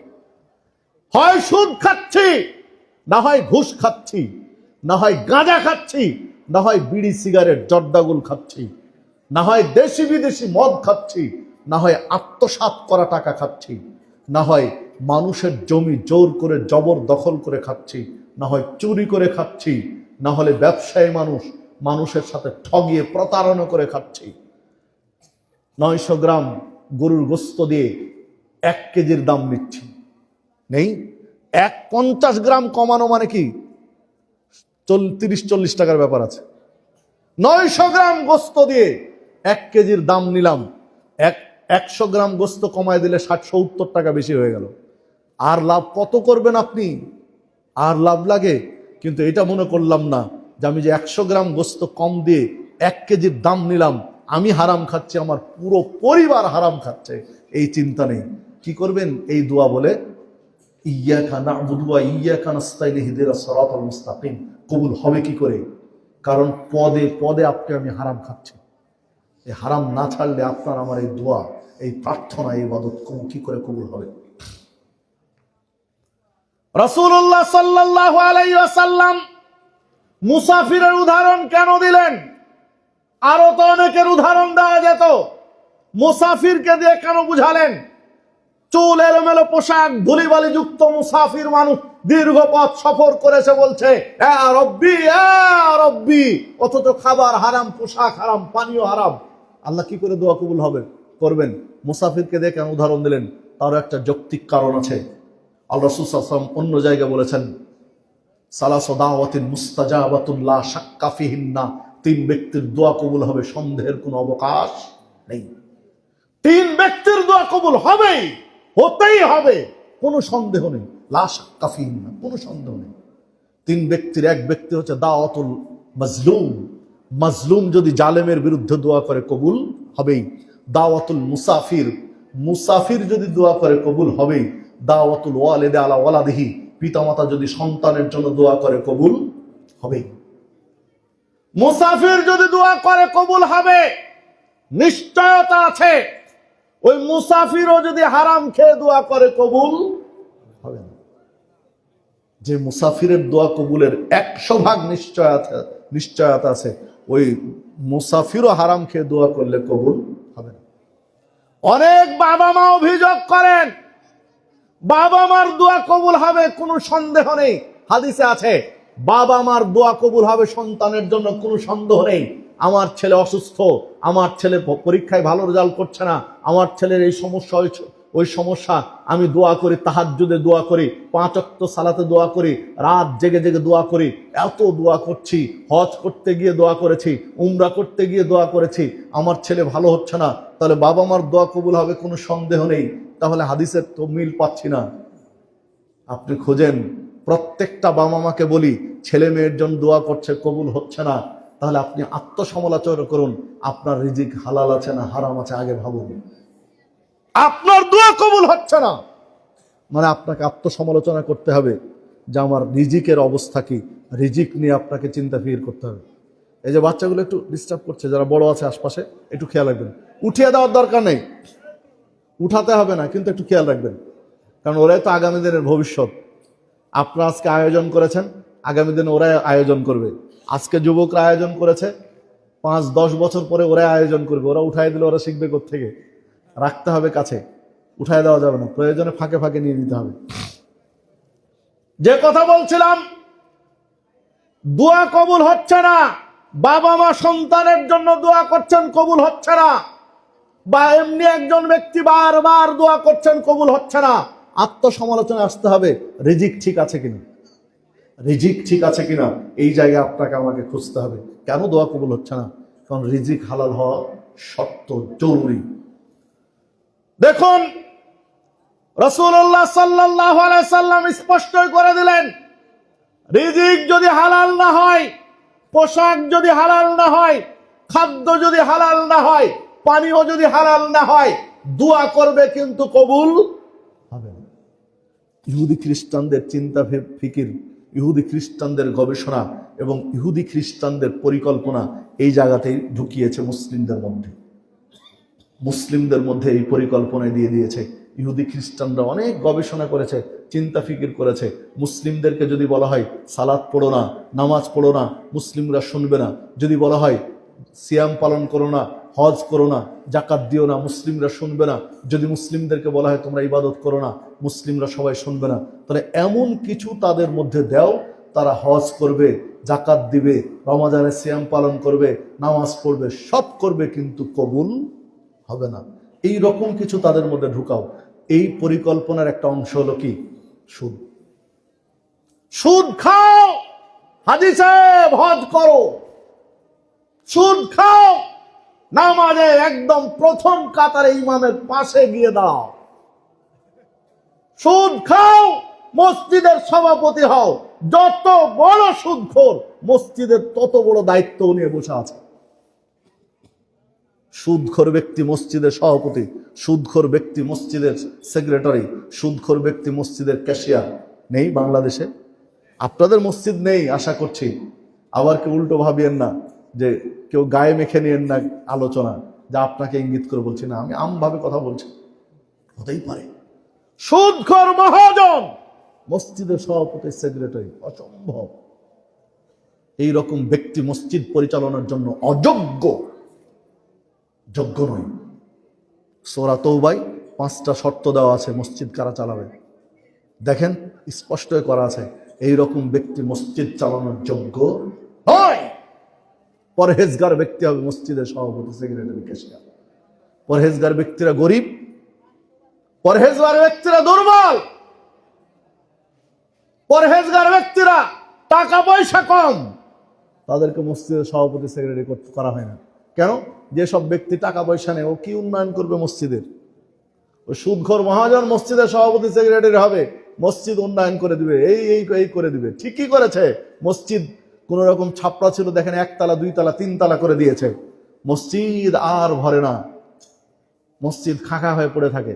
কারণ বরকত হবে কোত্থেকে? সুদখোরের টাকা দিয়ে বিশাল বড় মসজিদ বানিয়ে রেখেছেন। মুসল্লি কোত্থেকে আসবে? ওই জুমার দিন হাজিরা দিতে আসে। 35 ওয়াক্ত সালাত সপ্তাহে, 5 সপ্তাহে 35 ওয়াক্ত সালাতের শুধু 1 ওয়াক্তই ভরে, 34 ওয়াক্ত এক কাতারি পূর্ণ হয় না। ভুল বললাম? শুধু জুমার ওয়াক্ত 35 ওয়াক্ত জুমার ওয়াক্ত ভর্তি হয়, আর মসজিদ ভর্তি হয় না। তো জুমার দিন মানুষগুলোকে আসমান থেকে আসে না জমিন ফুটে বেরিয়ে আসে? বরকত নেই। বরকত থাকবে কোত্থেকে? কারণ ওই জায়গাতে হালাল রিজিক নেই। জাহেলি যুগের এই যুব সমাজের উদ্যোগে আজকের মাহফিল না, এই যে কথা বলতেছে এগুলো দেখতে হবে না যুবকদের। বাহিরের সাউন্ড যদি স্টেজের কানে আসে তাহলে স্টেজে কথা বলার পরিবেশ থাকে। এই পাশে যা তো বাইরে এতগুলো উঠতে হবে না। এত কেন? 2 জন এত উঠলে পরিবেশ নষ্ট হবে। কথা বলার তো অনেক জায়গা আছে, 50 গজ দূরে গিয়ে কথা বললেই তো হয়। স্টেজের সামনে বাইরের আওয়াজ যদি কানে আসে তাহলে সেই ইমেজ থাকে, কথা বলার পরিবেশ নষ্ট হয়। তো দূরে গিয়ে কথা বলবে, এখানে কেন? যে কথা বলছিলাম যে দেখুন, মসজিদ তৈরি হবে হালাল টাকা দিয়ে। আবু জাহাল আবু লাহাবের চেয়ে আপনার আমার অবস্থা খারাপ এখন। এই দৃষ্টিকোণ থেকে কিভাবে কাবা ঘর ভেঙে গেল, কাবা ঘর পরিবেশ খারাপ হয়ে গেল, পুনর্নির্মাণ দরকার। কাবা ঘর পুনর্নির্মাণ দরকার, সংস্কার করা দরকার। জাহেলি যুগের 4টা বড় বড় গোত্র, 4 গোত্র বসলো, কাবা ঘর তো সংস্কার দরকার। কি করবেন? তো ঠিক আছে, 4 গোত্র থেকে সবাই এখানে ডোনেট করেন, টাকা পয়সা দেন। সবাই টাকা পয়সা দেন, কাবা ঘর সংস্কার করতে হবে। টাকা পয়সা দিতে গিয়ে শর্ত করে দিল, কাবা ঘর পবিত্র ঘর, এই পবিত্র ঘরে কারো হারাম টাকা দেওয়া যাবে না। যার যার হালাল টাকা, যার যার বৈধ টাকা, শুধু বৈধ টাকাটাই দিবেন, কোনো অবৈধ টাকা যেন না আসে। তারা যারাই শর্ত করছে তারা কারা? জাহেলি যুগের মানুষেরা, মূর্তি পূজারী মানুষেরা শর্ত করছে হালাল ছাড়া হারাম দিবে না। হালাল টাকা তুলে কাবা ঘর সংস্কার করলেন, পুনর্নির্মাণ করলো তারা। পুনর্নির্মাণ করতে গিয়ে টাকা শর্ট পড়ে গেল। কাবা যে বেনার উপরে, যে ভিত্তির উপরে ইব্রাহিম আলাইহিস সালাম করেছিলেন, অত বড় করতে গেলে টাকায় আর জুটছে না। তখন সিদ্ধান্ত নিল যে ঠিক আছে, কাবা ঘরকে একটু ছোট করে দাও। যে বেনার উপরে, যে ভিত্তির উপরে, যে ফাউন্ডেশনের উপরে কাবা ছিল, অত বড় করতে গেলে তো আমাদের টাকা কুলাচ্ছে না। তাদের টাকা ছিল না কথা নয়, কিন্তু হালাল টাকা ছিল না। হালাল টাকা সবাই জমা দিয়েছে, এই হালাল টাকা দিয়ে, বৈধ টাকা দিয়ে হচ্ছে না। তখন বললেন কাবা ঘর ছোট করে দাও। একটু ছোট করে দিয়ে যে টাকা দিয়ে হবে অত বড় করো। এই একটু ছোট করে দেওয়ার কারণে ওই যে কাবার একটা পাশে গিয়ে, মানে রুকনে ইয়ামানি যে সাইডটা, হাজরে আসওয়াদ আর রুকনে ইয়ামানির উল্টো সাইড যেটা অপোজিট, ওই সাইডে দেখবেন বুক পর্যন্ত ঘিরা আছে, যেটাকে হাতিম বলা হয়। একটা ফাঁকা জায়গা বুক পর্যন্ত ঘিরা আছে কাবার সাথে। এই ফাঁকা জায়গাটা ঘিরার কারণ কি এটাকে হাতিম বলা হয়? এটা ফাঁকা রাখার কারণ হলো এই ফাঁকাটা সহ, ওই রাউন্ডের ফাঁকা সহ ইব্রাহিম আলাইহিস সালামের কাবা নির্মাণ ছিল। কিন্তু জাহেলি যুগের এই মানুষগুলো টাকা শর্ট পড়ার কারণে ওই ফাঁকা জায়গাটা রেখে দিয়ে কাবাকে একটু ছোট করে বানিয়েছে। আল্লাহ রাসূল সাল্লাল্লাহু আলাইহি ওয়াসাল্লাম আয়েশা সিদ্দিকা রাদিয়াল্লাহু আনহাকে একদিন বলছেন যে তোমার কওম আমাকে ভুল বুঝবে, তোমার জাতি আমাকে ভুল বুঝবে, কোরাইশ জাতি আমাকে ভুল বুঝবে। এই আশঙ্কা যদি আমি না করতাম তাহলে কাবা ভেঙে দিয়ে নতুন করে ইব্রাহিম আলাইহিস সালাম যতটুকু নিয়ে বানিয়েছিলেন ততটুকুর উপরে আবার কাবা বানাতাম। কিন্তু কাবা ভাঙতে গেলে ওরা আমাকে ভুল বুঝবে যে কাবা ভেঙে দিচ্ছে তোমাদের নবী। এই জন্য আমি হাত দিলাম না, যেভাবে আছে রেখে দিলাম। মানে টাকা শর্ট পড়েছিল, বৈধ টাকা, এই জন্য কাবা ছোট করে বানিয়েছে, কিন্তু হারাম টাকা ঢুকায়নি। আমি বুঝাতে পারলাম কিনা জানি না, খুঁজেন ইতিহাস, হাদিসের সাথে মিলান। আর আপনার আমার সব হারাম অবৈধ টাকা একাকার করে দিলাম মসজিদে, বিশাল মসজিদ, কিন্তু শূন্য, ইমান নেই, মুসল্লি নেই। কোত্থেকে হবে? কারণ গোড়ায় গলদ আছে আপনার আমার। যে কথা বলছিলাম, ইহুদি খ্রিস্টানরা এই সিস্টেমটাই থ্রো করেছে। মুসলিমকে সালাত থেকে বিরত রাখা যাবে না, সিয়াম থেকে বিরত রাখা যাবে না, হজ থেকে বিরত রাখা যাবে না, যাকাত থেকে বিরত রাখা যাবে না। তাহলে কি করো? হারাম ঢুকা ওদের ভিতরে, হারাম খাবার ইবাদত করবে, ইবাদত কবুল হবে না। তার একটা পরিকল্পনা হলো সুদ।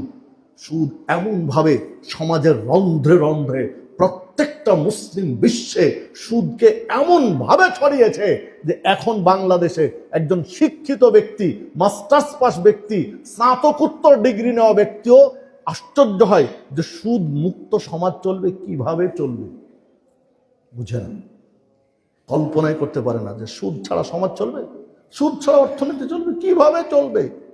মানে একটা শিক্ষিত মানুষও সুদমুক্ত জীবন যাপন করা সম্ভব, এটা মানতে চায় না। সাধারণ মানুষ তো বহু দূরের কথা। ইহুদি খ্রিস্টান সফল, পরিকল্পনা করে ইহুদি, টাকা দেয় খ্রিস্টান, মাঠ কর্মী মুসলমান। পরিকল্পনা করে ইহুদি, টাকা দেয় খ্রিস্টান, মাঠ কর্মী মুসলমান। ইহুদিরা পরিকল্পনা করে ছেড়ে দিয়েছে, খ্রিস্টান টাকা ডোনেট করছে, আর মুসলমানের বাচ্চারা এগুলো সব সমাজ ঠিক করছে, সমাজে সমাজে মাঠ কর্মী চালাচ্ছে। সম্মানিত উপস্থিতি, যে কথা বলছিলাম, আপনাকে আমাকে হারামখোর বানিয়েছে তারা। সুদ খাও, হারাম খাও, সুদের টাকায় হজ করো, সুদ খাও, নামাজ পড়ো, সুদ খাও, সিয়াম পালন করো, সুদ খাও, যাকাত দাও, সুদখোর, সুদ খাও, হারাম খাওয়ার এগুলো করো যেন কবুল না হয়। ঠিক আছে, সুদ খাবা না, তাহলে বিকল্প আর একটা খাবার খাও, গাঁজা খাও, বিড়ি খাও, না হয় সিগারেট খাও, না হয় জর্দা খাও, না হলে গুল খাও, একটা হারাম খাও, যে কোনো হারাম একটা বেছো। সুদ ভালো লাগে না, তাহলে এদিকে আসো, জর্দা গুল খাও, সিগারেট খাও, বিড়ি খাও, না হলে ঘুষ খাও, হারামের মধ্যে থাকো। হারাম খাওয়ার ইবাদত করে যেন কবুল না হয়, এই জন্য এগুলো সমাজে ব্যাপকভাবে ছড়িয়েছে, একবারে ব্যাপকভাবে ছড়িয়েছে, তৃণমূল পর্যায়ে, গ্রামে গ্রামে কত এনজিও, কত ব্যবস্থাপনা, কত সুদি কারবার, আপনি চিন্তা করতে পারবেন না। عن أبي هريرة رضي الله عنه قال قال رسول الله صلى الله عليه وسلم আবু হুরায়রা রাদিয়াল্লাহু আনহু বলেন, রাসূলুল্লাহ সাল্লাল্লাহু আলাইহি ওয়াসাল্লাম বলেছেন, ইয়াতি আলান নাসে জামানুন, এমন একটা সময় মানুষের মাঝে আসবে, লা ইবালিল মারউ মা খাদা মিনহু আমিনাল হালাল আম মিনাল হারাম, মানুষ তোয়াক্কা করবে না, মানুষ পরোয়া করবে না, মানুষ ভাববে না, মানুষ চিন্তা করবে না যে হালাল পথে ইনকাম করলাম না হারাম পথে ইনকাম করলাম। একটা সময় আসবে, একটা যুগ আসবে, মানুষ ভাববে না, চিন্তাও করবে না যে হালাল ইনকাম করছি না হারাম ইনকাম করছি। ওই যুগটা মনে হয় এখন চলে এসেছে। এখন মানুষ ভাবে না, আমি যে চাকরি করছি এনজিও সুদি কারবারে চলে না, মানুষ ভাবে না। আমি এই যে ব্যাংকের ম্যানেজার, সুদি কারবারে চলছে কিনা মানুষ ভাবে না। আমি যে সংস্থা চাকরি করছি সুদ ভিত্তিক না সুদ মুক্ত ভাবে না।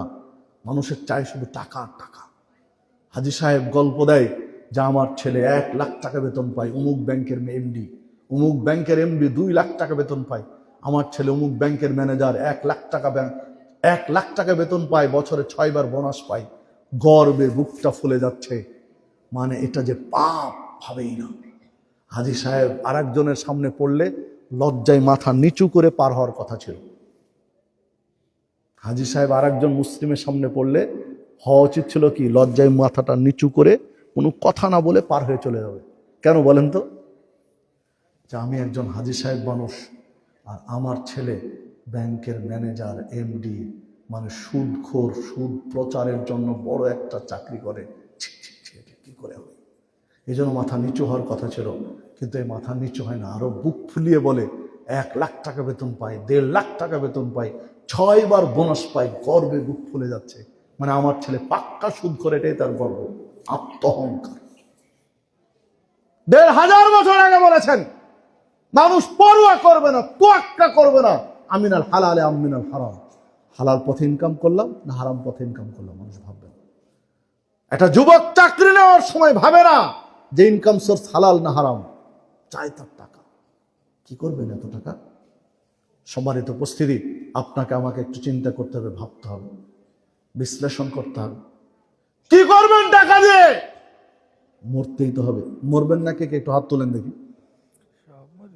মরবেন না কে কে? হাত তোলেন দেখি। এই পৃথিবীতে সবচেয়ে জঘন্য ব্যক্তিদের একজন হচ্ছে ফেরাউন।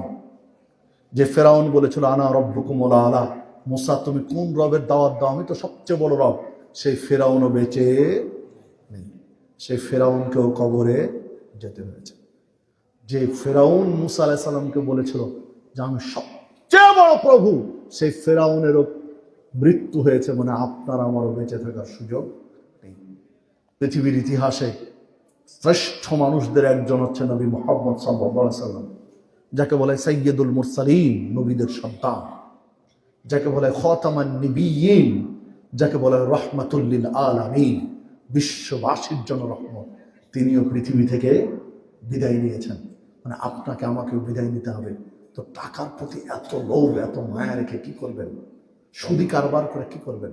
মানুষ বড় হতভাগা, মানুষ বড়ই বেওকুফ, বড় ব্যাকুল। আপনি বলবেন কেন? আহাম্মুক কেন? দেখুন, সুদি কারবার করে আপনার জীবনে মনে করেন 5 কোটি টাকা ইনকাম করলেন। কত কোটি টাকা? 5 কোটি টাকা। 60 বছর বয়স আপনার, 5 কোটি টাকা সুদি কারবারে ইনকাম করলেন। 60 বছর, 61 বছর বয়স আপনি স্ট্রোক করে মারা গেলেন বা স্বাভাবিকভাবে মারা গেলেন, রেখে গেলেন 5 কোটি টাকা, যা সুদে বড় করেছেন। 5 কোটি টাকার স্তূপ ব্যাংকে রেখে গেলেন, সুদি কারবার করে 3 তলা বাড়ি করে রেখে গেলেন, একেবারে টিপটপ একটা বাড়ি। সুদি কারবার করে সুন্দর একটা গাড়ি রেখে গেলেন, মারা গেছেন, আপনি কবরে চলে গেলেন। সুদি কারবার হালাল না হারাম? প্রত্যেকটা অন্যায়ের শাস্তি শুরু হবে কোথা থেকে? কবর থেকে। 61 বছর বয়স আপনি মারা গেছেন, কবরে সওয়াল জবাব হবে, শাস্তি শুরু হবে। শাস্তি শুরু হবে। আপনার রেখে যাওয়া 5 কোটি টাকা ব্যাংকের ভোগ কারা করছে? বলেন? ওয়ারিসরা, ছেলে মেয়ে, স্ত্রী। আপনার সুদি কারবার করে 3 তলা বাড়ি রেখে যাওয়া ভোগ করছে কারা? স্ত্রী, ছেলে মেয়েরা। সুদি কারবার করে সুন্দর একটা গাড়ি রেখে গেছেন, গাড়ি চড়ে আরাম করছে কারা? রেখে যাওয়া বাড়ি ভোগ করছে ওয়ারিসরা, রেখে যাওয়া গাড়ি ভোগ করছে ওয়ারিসরা, রেখে যাওয়া টাকার পাহাড় ভোগ করছে ওয়ারিসরা। আর এগুলো কামাই করার শাস্তি, এগুলো ইনকাম করার শাস্তি ভোগ করছেন আপনি একা। একা না? যদি স্ত্রীকে বলা হয় স্বামী তোমার এগুলো সুদে কারবার করেছে, শাস্তি তোমাকে নিতে হবে, ডাইরেক্ট বলবে যে করেছে তাকে ধরো, আমি করিনি। যদি ছেলে মেয়েকে বলা হয় তোমার বাবা এগুলো ইনকাম করেছে, তোমরা ভোগ করছো, শাস্তির একটা অংশ নিতে হবে, নিবে? ইয়াউমা ইয়াফিরুল মারউ মিন আখিহি ওয়া উম্মিহি ওয়া আবিহি ওয়া সাহিবাতিহি ওয়া বানিহি। আল্লাহ রাব্বুল আলামিন বলছেন বিচার বড়ই ভয়ঙ্কর, ভয়ঙ্কর মুহূর্ত। একটা নেকি শর্ট পড়ে গেছে, একটা নেকির জন্য ছুটে যাবে ভাইয়ের কাছে, ভাই ভাইকে দেখে পালাবে, মায়ের কাছে যাবে, মা সন্তানকে দেখে পালাবে, বাবার কাছে যাবে, বাবা সন্তানকে দেখে পালাবে। স্ত্রী, প্রিয়তমা স্ত্রী, যাকে খুশি করতে গিয়ে বাপ মাকে দূরে ঠেলে দিয়েছে, স্ত্রীকে খুশি করতে গিয়ে বাপ মাকে দেখাশোনা বাদ দিয়ে দিয়েছে, প্রিয়তমা স্ত্রীর কাছে যাবে, স্ত্রী স্বামীকে দেখে পালাবে, সন্তানের কাছে গেছে, সন্তান বাবাকে দেখে পালাবে। মানে একটা নেকি দিয়ে পাশে কেউ দাঁড়াতে আসবে না। এটা হচ্ছে কবর, বারজাখী, পরকালীন জীবন। এটা ভয়ঙ্কর একটা পরিস্থিতি। আপনার একটা নেকি দিয়ে কেউ আপনার পাশে দাঁড়াতে আসবে না। আপনি যাদের জন্য গাড়ি বাড়ি অর্থ কড়ি সুদি কারবার করে রেখে গেলেন, তারা কেউ আপনার অন্যের ভাগ নিবে না। তারা ভোগ করবে আপনার রেখে যাওয়া টাকা, আর আপনি এগুলো করতে গিয়ে যে পাপ একা ভোগ করবেন। তা আপনার চেয়ে আহম্মুক আর কেউ আছে? কার জন্য আপনি এগুলো করছেন? কার জন্য পাহাড় করছেন?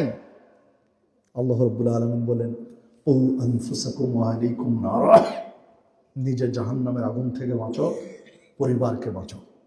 নিজে বাঁচুন, পরিবারকে বাঁচান। নিজে বাঁচুন, পরিবারকে বাঁচান।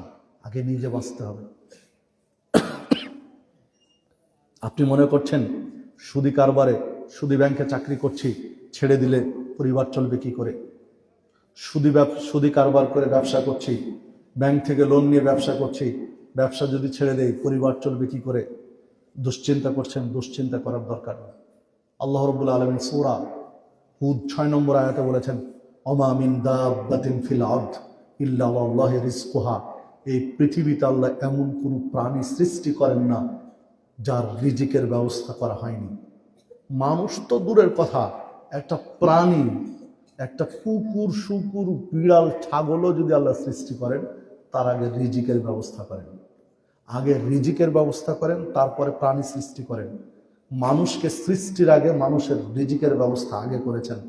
আপনি না খেয়ে মরবেন না, অসম্ভব।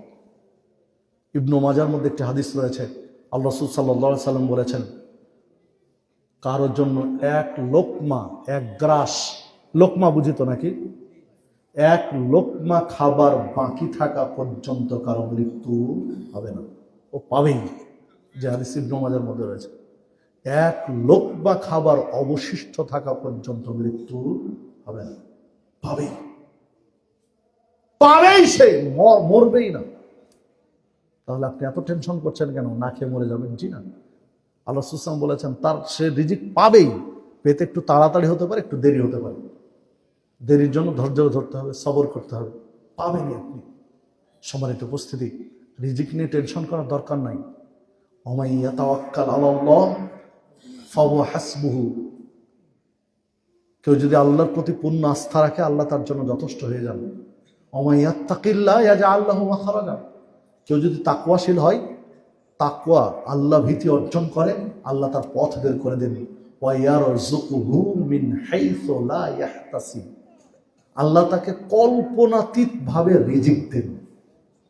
তাকওয়াশীল হলে, আল্লাহ ভীতি অর্জন করলে এমন ভাবে রিজিক দেন যেটা সে কল্পনাও করেন। যুবকদের দৃষ্টি আকর্ষণ করব, এই হীনমন্যতায় ভোগো না যে হক পথে চললে রিজিক পাবো না। তুমি হক পথে চলো, তুমি কল্পনা করতে পারবা না সেই রিজিক আল্লাহ দিয়ে দেবেন ইনশাআল্লাহ। ঠকবে না, কিন্তু হকের উপরে থাকতে হবে। হকের উপরে থাকা কষ্টকর। ওয়াতাওয়াসাউ বিল হক ওয়াতাওয়াসাউ বিস সবর। যখনই হকের উপরে থাকবে, তখনই বিপদ মুসিবত একটার পর একটা আসবে, তখন সবর করতে হবে, ধৈর্য ধরতে হবে। সত্য ন্যায়ের পথে থাকলে ধৈর্য ধরার বিকল্প নেই। বিপদ আসবেই, মুসিবত আসবেই, বিপদ মুসিবত পাড়ি দিতে হবে, ধৈর্য ধরে সবর করে, সবরের মাধ্যমে পাড়ি দিতে হবে, ধৈর্য ধরতে হবে। সম্মানিত উপস্থিতি, আলোচনার শেষ পর্যায়ে এসে উদাত্ত আহ্বান জানাই যে আসুন একটু আত্মসমালোচনা করি। যদি সুদি কারবার থাকে তাহলে ছেড়ে দিন। সুদি কারবার পরিশোধ করতে যদি কিছু জায়গা জমি বিক্রি করা লাগে, বিক্রি করেন। সুদি কারবার কত জঘন্য। কয়েকদিন আগে একটা ফোন পেয়েছিলাম এক প্রবাসীর কাছ থেকে। 8 লক্ষ টাকা ঋণ নিয়েছিলেন ব্যবসা করার জন্য, বেশ কয়েক বছর আগে। 8 লক্ষ টাকা ঋণ নিয়ে ব্যবসা শুরু করলেন, ব্যবসায় ধরা খেলেন। এই ঋণ পরিশোধ করার জন্য আবার আর এক জায়গা থেকে ঋণ নিলেন।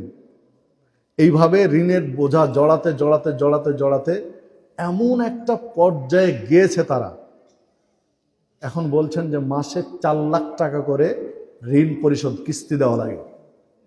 4 লক্ষ টাকা। আর পাচ্ছি না। এখন পরিবেশটাই এসেছে যে আমরা গোটা পরিবার হয়তো আমাদেরকে আত্মহত্যা করা ছাড়া কোনো উপায় নেই। ওই লোক কাঁদছে আর এই কথাগুলো বলছে যে গোটা পরিবারকে হয়তো আমাদেরকে আত্মহত্যার পথ বেছে নিতে হবে, এছাড়া মনে হয় আর উপায় নেই। সম্মানিত উপস্থিতি, আগে ভাবতে হবে সুদি কারবারে কোনোদিন সুখ আসে না। যে সুখ আসে এটা ক্ষণস্থায়ী, স্থায়ী হয় না। তারপরেও পরকাল তো আছে, কবর থেকে তো শুরু হবেই। আসুন আমরা হালাল পথে উপার্জন করার চেষ্টা করি। প্রত্যেক দিন ইলিশ মাছ আর গরুর গোস্ত দিয়ে ভাত খাওয়া, সুদি লেনদেন, সুদি কারবার করে গরুর গোস্ত আর ইলিশ মাছ দিয়ে ভাত খাওয়ার চেয়ে সুদ মুক্ত লবণ ভাত প্রত্যেক দিন খান, তৃপ্তি পাওয়া যাবে, অন্তরটা ভালো থাকবে।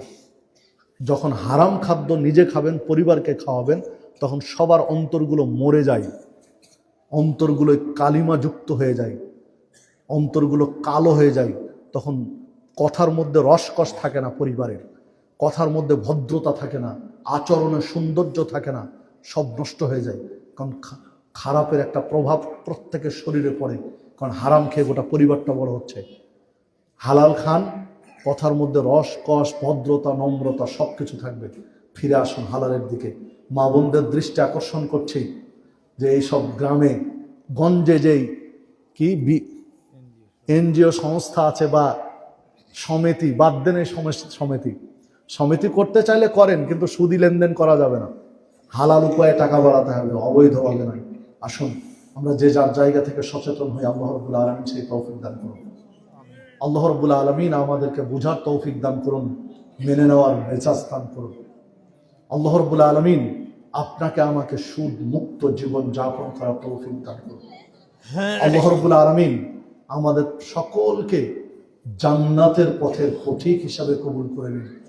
আল্লাহ রাব্বুল আলামিন আমাদেরকে সিরাতে মুস্তাকিমের পথিক হিসাবে কবুল করে নিন। আল্লাহ রাব্বুল আলামিন